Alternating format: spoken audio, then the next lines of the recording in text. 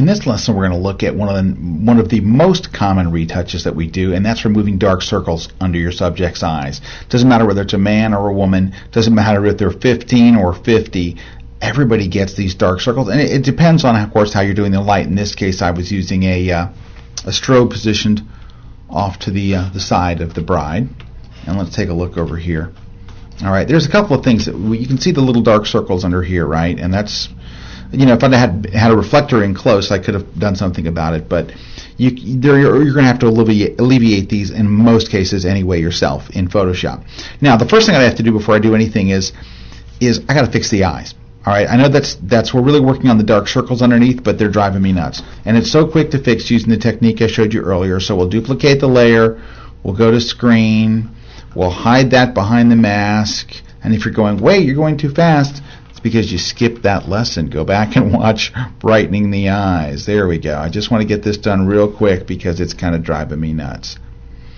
All right, let's get that in there and a little bit there. And this is just enough to get me through the technique. And then, of course, we'll back off. Those are really too bright.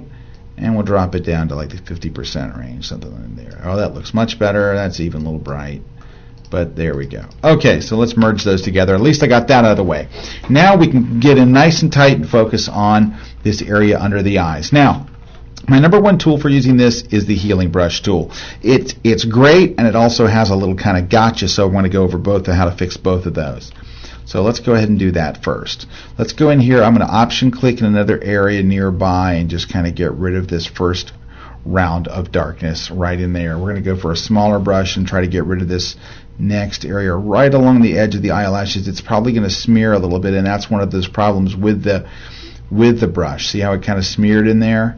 As it gets close to the edges, you're going to clip off just the little tiny end of those. And this is one of those decisions where you can see I've started to pick up a lot of texture and stuff. I'm not really too happy with the way that retouch is going, but I have something to fix it afterwards. So first off, let's zoom in a little tighter. I would probably go in here and try to get rid of some of this little space in between. And so this is where I'll switch to the clone stamp tool, and let's go up here to normal, make it nice and small, and go in and just get right in between those. The reason why is it's going to smear along that edge, so we might as well just kind of get rid of that stuff now. And I'm just option clicking and then painting right in between the little areas there. And we'll see how that looks when we back off. Looks a little better, but you can see what I see as a problem. It doesn't always happen, but it's I think very, very common when you're using the healing brush tool. Although it kept a lot of nice texture and stuff, see how it looks a little dark under there? Now, of course, I have to go back and darken the eyelashes here too, because we kind of clipped them off a little bit. But it's kind of dark. Let's do the other side, and you'll see what I mean. Let's go in here, and we're going to just kind of go in here. But it almost looks like you're replacing that with almost a little darkening of that area, and part of it is because a little bit of it is smearing, but a lot of it over here isn't touching anything, and it's still doing it, right? So, and there's a couple little wrinkles in there, and we could take a little more time to go in there and get really, really tight with a really, really small brush.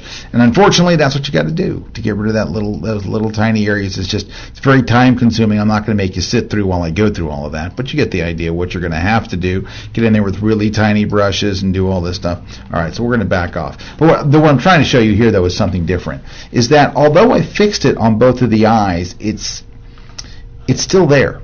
It's still pretty much a little dark under there. So here's what the fix is, and that's what this trick is really about. So you may do this, and it works fine. But if you see these dark rings afterwards, go get the clone stamp tool. Switch your blend mode from normal to lighten. What this does is it basically changes how the tool works. So it only is going to affect pixels that are darker than where you clone. So it will leave a lot of the good texture there, and we're going to lower the opacity around 40%. Somewhere in there works pretty well. Now, what you're going to do is get a nice big brush. You're going to option click in a lighter area and then just go right in here, and see how it kind of just removes that? It just takes kind of that out of there. So you lose kind of that darkened, a little bit like I had a black eye 2 days ago kind of look. There we go. Just a couple of clicks here and there, and it just gets rid of it. What's nice about this is that you can almost kind of use this as a dodging tool now to kind of go in here and brighten this up a little bit and brighten these shadows up a little bit if you need to, because it's not going to just wipe out everything. It's not just cloning over. It's only going to affect those pixels that are darker than where you're cloning from. So we can get a little in there too, maybe just brighten that up a little bit. So it leaves a lot of the texture intact. Go right in there. And I did it a little quickly, so it looks a little hacky. Let's duplicate this, and I'll show you what I mean. I'm trying to keep from making you spend 30 minutes on a single retouch here. Let's go ahead and revert this, and you can see a side-by-side comparison. So there's where we started, and there's where we are now. So let's just kind of put this in front. You can see a side-by-side here. And one more click, I think we'll have them side-by-side. There we go. So we'll have this side-by-side, and this is a little, I think I probably got a little too close in there. This retouch isn't done, and I'm saving that for the end. At the end of this course, we're going to take an entire, well, two touches from beginning to end all the way through, so you can kind of see the whole thing. But I want to show you, that's the technique I would use. It's a two-pass technique.